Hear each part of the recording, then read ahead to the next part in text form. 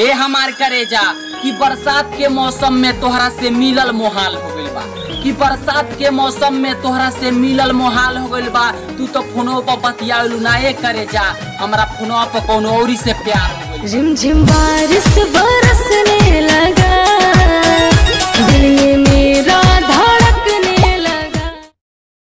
ए हमार करेजा कि जकड़ल जम्हियाइल खेत में लेव लगा देवेला, इनकरा ट्रैक्टर में बारूद बम बा।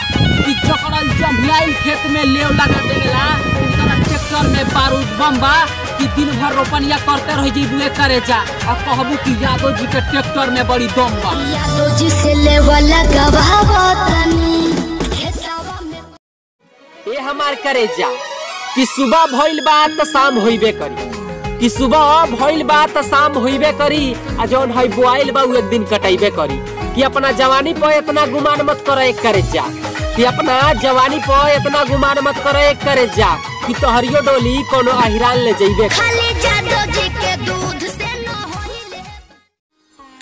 कि कोरोना के कहर बा, मास्क के जगह तुहार ओढ़निया लगाई।